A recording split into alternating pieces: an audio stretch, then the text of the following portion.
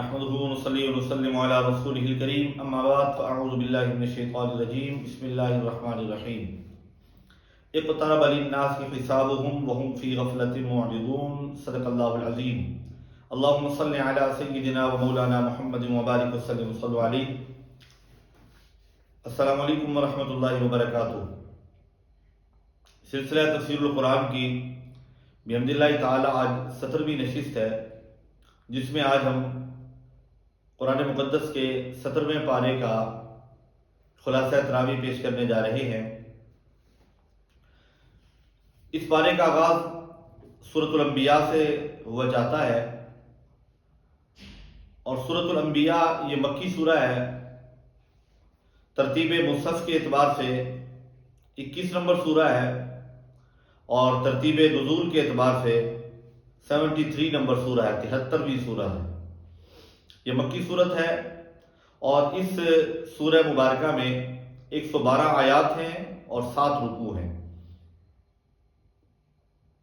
اس کی پہلی آیت ہے اقترب للناس حسابهم وهم في غفلة معرضون. لوگوں کا حساب نزدیک ہے اور وہ غفلت میں منہ پھیرے ہوئے ہیں. اس سورت کا نام سورۃ الانبیاء ہے چونکہ اس سورہ مبارکہ میں متعدد انبیاء کرام کا تذکرہ ہوا، تو انبیاء کرام کے ذکر خیر کی وجہ سے اس سورت کا نام سورۃ الانبیاء ہے. اس سورت کے آغاز میں لوگوں کو یہ احساس دلایا گیا اور یہ بتایا گیا کہ قیامت قریب ہے اور یہ غفلت میں ہیں، دین کی باتوں سے یہ روگردانی کر رہے ہیں، اور جب کوئی نصیحت ان کے پاس پہنچتی ہے تو وہ کھیل کود میں لگے ہوئے اسے سنتے ہیں، یعنی توجہ نہیں کرتے اور غور نہیں کرتے. اور جب قرآن کی آیتیں ان کے پاس پہنچتی ہیں تو کہتے ہیں یہ تو ہمارے جیسے ایک بشر ہے جن پر یہ قرآن نازل ہوا ہے. تو لوگوں کو یہ کہتے تھے مسلمانوں کو، کیا تم جادوگر کے پاس جاتے ہو؟ اللہ رب العزت نے ان لوگوں کے اعتراضات، مشرکین کے اعتراضات جو تھے، جن میں ایک اعتراض یہ بھی تھا کہ یہ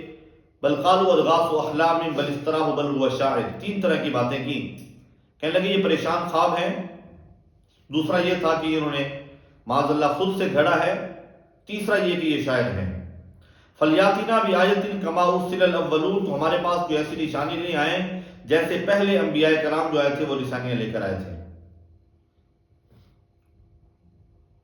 اللہ رب العزت نے ان کے جواب کے طور پر فرمایا ما آمنت قبلہم من قریۃ، پہلے بھی جو بستیاں تباہ ہوئی ہیں وہ ایمان نہیں لائی تھیں، تو کیا یہ ایمان لائیں گے؟ جن بستیوں پر اللہ کا عذاب آیا، جو قومیں تباہ ہوئیں، قوم عاد، قوم ثمود،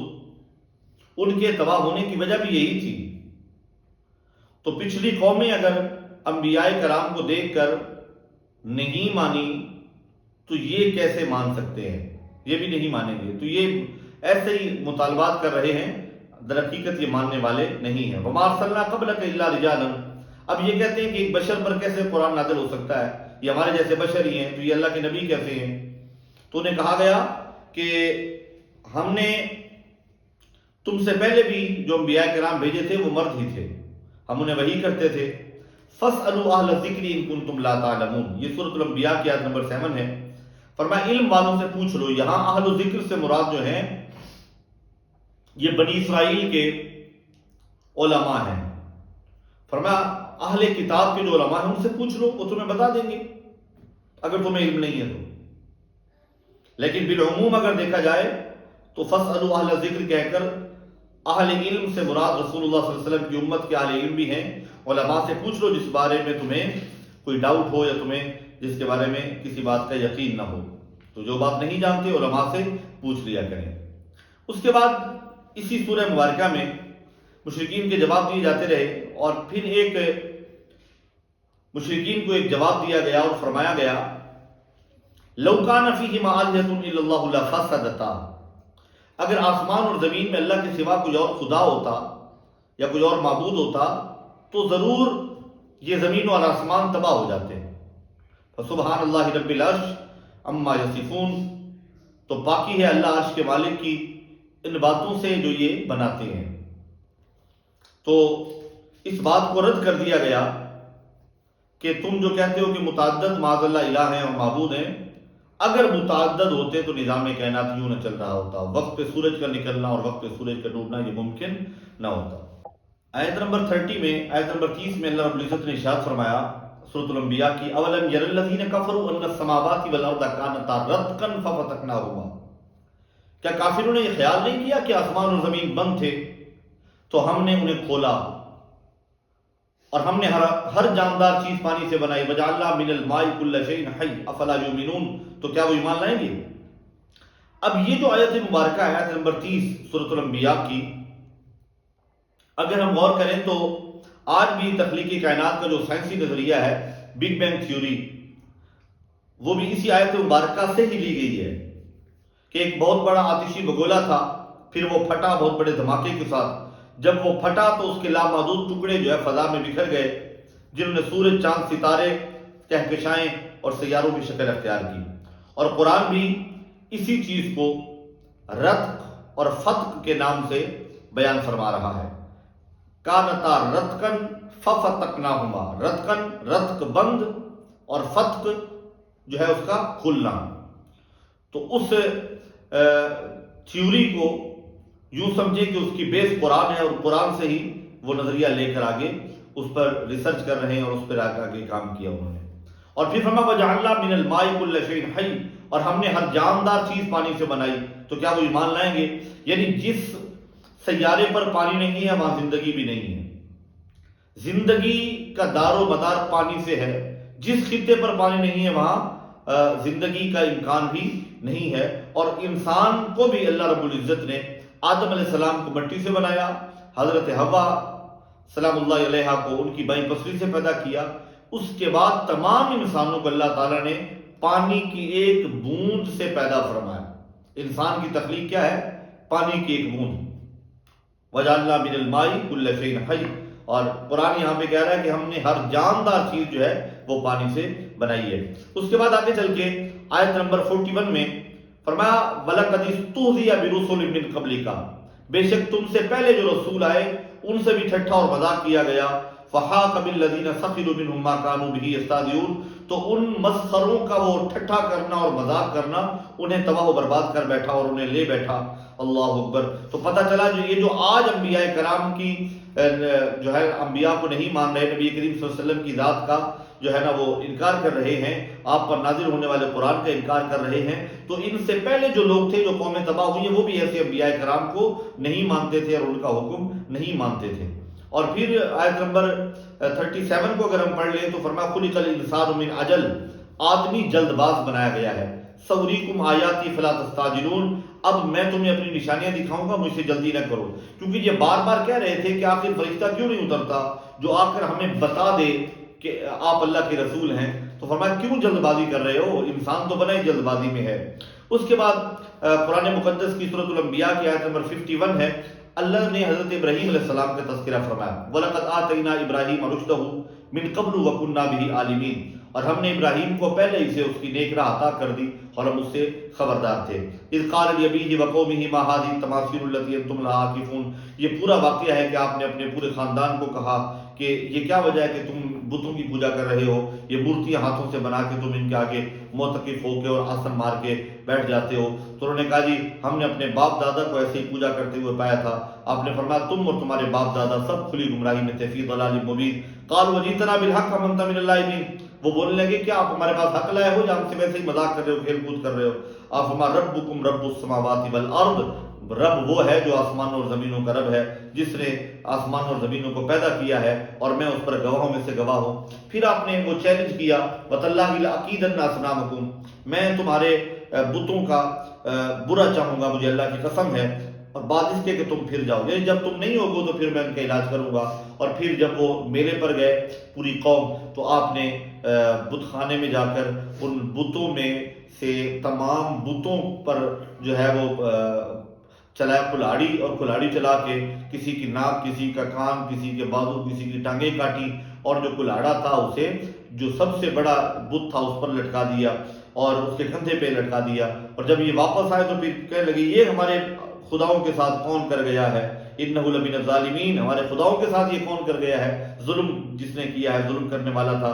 قالوا سمعنا فتن، تو کچھ کہنے لگے کہ ایک نوجوان ہے جسے ابراہیم کہتے ہیں، وہ ایسی باتیں کرتا رہتا ہے۔ اب پھر یہ ہوا کہ ابراہیم علیہ السلام کو بلایا گیا تو آپ نے بڑا خوبصورت جواب دیا، فرمایا بڑے سے پوچھ لو نا جس کے کندھوں پر کوئی لاڑا کھڑا ہے۔ اب بے بس ہو کے کہنے لگے اور شرمندہ ہو کر کہنے لگے، لقد علمت ما هؤلاء ينطقون، تمہیں خوب معلوم ہے کہ یہ بولتے نہیں ہیں۔ آپ نے فرمایا افسوس نہیں ہے، اف لکم ولما تعبدون من دون اللہ، افسوس ہے تم پر اور ان پر جن کی تم پوجا کرتے ہو، کہ تم کس کی پوجا کر رہے ہو کہ جو تمہاری بات سن نہیں سکتے، خود کو بچا نہیں سکتے۔ کیا خوبصورت انداز تھا۔ پھر انہوں نے پروگرام بنایا آپ کو آگ میں ڈالنے کا، اللہ نے آگ کو حکم دیا یا نار کونی بردًا وسلاما علی ابراہیم۔ یہ بھی سورۃ الانبیاء کی جو ہے نا وہ آیت نمبر 69 ہے، جس میں اللہ رب العزت نے فرمایا آگ ٹھنڈی اور سلامتی والی ہو جائے ابراہیم علیہ السلام پر۔ تو یہ حضرت ابراہیم علیہ السلام کے واقعے کے بعد جناب اسحاق اور جناب یعقوب کا ذکر ہوا، اور اس کے بعد پھر آگے جناب نوح علیہ السلام کا ایک بار تذکرہ ہوا، پھر جناب داؤد علیہ السلام کا تذکرہ ہوا، جناب سلیمان کا تذکرہ ہوا کہ جب انہوں نے ایک فیصلہ کیا ایک کھیتی کا، تو اس کے بعد اللہ رب العزت نے جناب حضرت سلیمان علیہ السلام کو بھی یہ منصب عطا فرمایا نبوت کا اور فیصلہ فرمانے کا، اور حضرت داؤد علیہ السلام کو اللہ نے یہ معجزہ عطا فرمایا کہ پہاڑ کو مسخر کر دیا اور پرندے جو ہے نا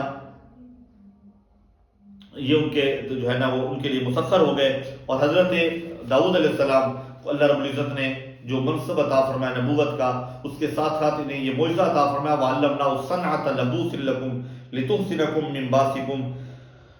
اللہ کے نبی حضرت داؤد علیہ السلام کو اللہ تبارک و تعالیٰ نے سکھایا ایک پہناوا بنانا، فرمایا ہم نے اسے تمہارا ایک پہناوا بنانا سکھایا۔ گویا پہناوا بنانا حضرت داؤد علیہ السلام کا یہ کام تھا، اور پھر اس کے بعد حضرت ایوب علیہ السلام کا ذکر ہوا، ان پر آنے والی تکلیف کا، پھر جناب اسماعیل علیہ السلام کا، جناب ادریس علیہ السلام کا، پھر جناب یونس علیہ السلام کا تذکرہ ہوا، وَظَنُّونِ إِذْ ذَهَبَ مُغَاضِبًا، حضرت ذنون نے یعنی حضرت یونس علیہ السلام نے مچھلی والے جب وہ مچھلی کے پیٹ میں گئے تو اندھیروں میں پکارا لا الہ الا انت سبحانک انی کنت من الظالمین، جس سے آیت کریمہ کہا جاتا ہے۔ اس کے حوالے سے شاہ ولی اللہ محدث دہلوی کا ایک وظیفہ ہے، ایک مجرب عمل ہے، انشاءاللہ العزیز کسی اور ویڈیو میں پورا وظیفہ اور اس کے کرنے کا طریقہ اور وہ کچھ رکعتیں ہیں وہ پڑھنے کا طریقہ انشاءاللہ عرض کریں گے۔ بہت مجرب وظیفہ ہے اور اس کی اجازت بھی دیں گے، اور بہت سارے کاموں کے لیے، اور دعا کوئی ایسی مانگنی ہو جو کوئی ایسا معاملہ جو اٹکا ہوا ہو اس کے لیے انشاءاللہ وہ عرض کریں گے۔ تو آیت کریمہ کا ہے اور اس سے کچھ اور آیات ہیں انشاءاللہ وہ عرض کریں گے۔ تو وہ آیت کریمہ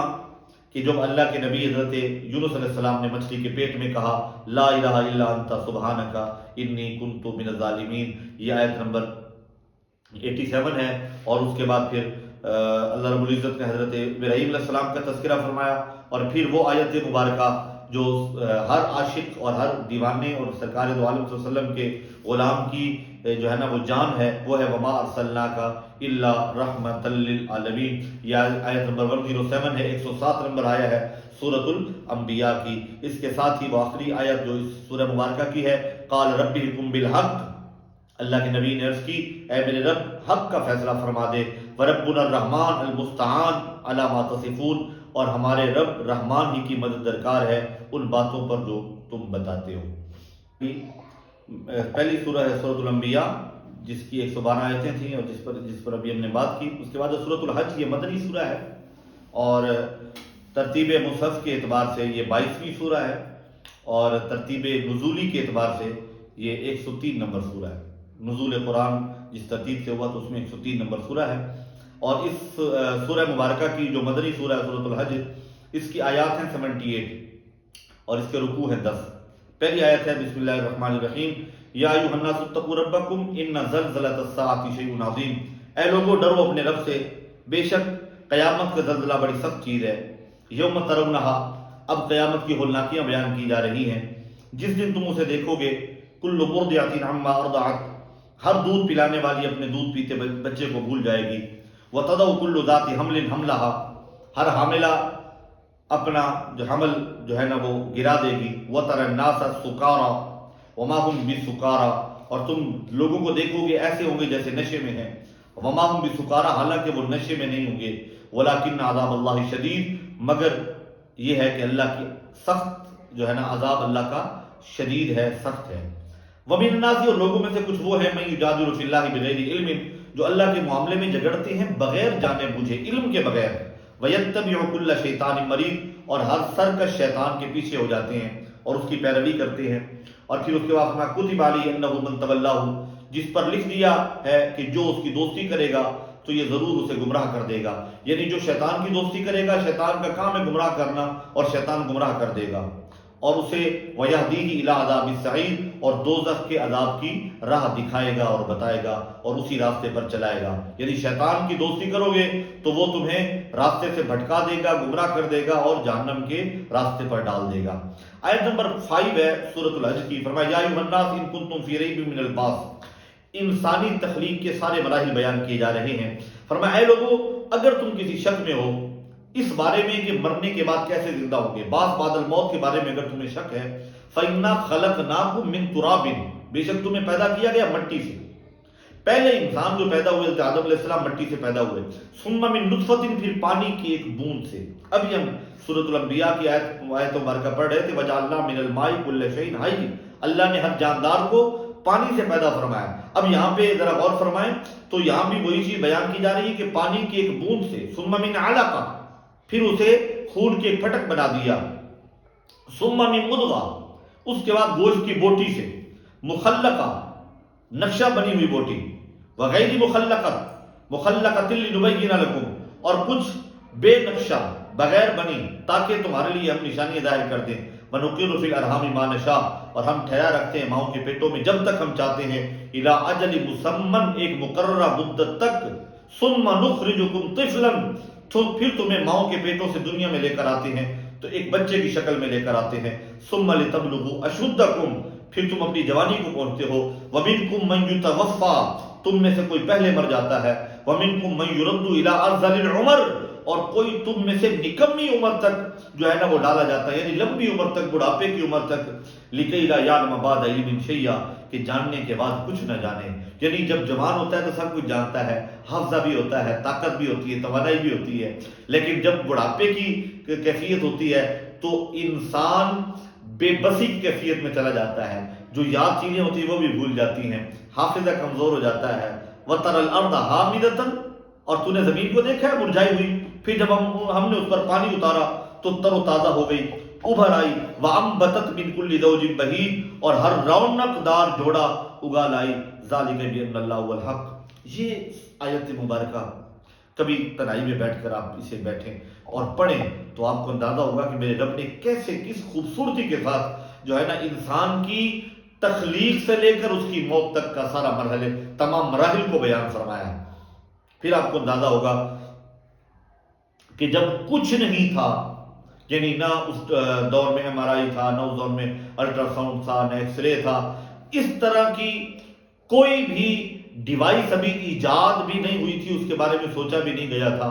گیزٹ آف عرب میں بیٹھ کر محمد عربی صلی اللہ علیہ وسلم یہ پوری ڈیٹیل بتا کر دنیا کو بتا رہے تھے، دنیا والوں تحقیق کرتے کرتے تم جس انتہا پر پہنچو گے، میرے رب نے مجھے وہ علم عطا فرما دیا ہے، اور یہ آیت بتا رہی ہے، ہمیں یہ احساس دلا رہی ہے کہ بتاؤ ان لوگوں کو جو قرآن کو نہیں مانتے کہ یہ کلام اللہ نہیں ہے، انہیں کہو پھر گیزٹ آف عرب میں بیٹھے ہوئے محمد عربی صلی اللہ علیہ وسلم کو یہ پوری ڈیٹیل کون بتا رہا تھا؟ جو بتا رہا تھا وہ خدا ہے، اور جو سن کے دنیا کو سکھا رہا تھا وہ محمد مصطفیٰ صلی اللہ تعالی علیہ وسلم کی ذات اقدس ہے۔ اس کے بعد حق سے گردن موڑنے والے کا ذکر ہوا، ثانیہ اطفیہ لیضل عن سبیل اللہ، حق سے اپنی گردن موڑے ہوئے تاکہ اللہ کی راہ سے لوگوں کو بہکا دے۔ اس کے بعد پھر آگے ہوا ان اللہ یدخل الذین آمنوا وعملوا الصالحات، بے شک اللہ تعالیٰ جنت میں انہیں داخل کرے گا، ایسی جنتوں میں جن کے نیچے نہریں جاری ہیں کہ جو ایمان لائے اور نیک اعمال کرتے ہیں۔ اس کے بعد ہم دیکھتے ہیں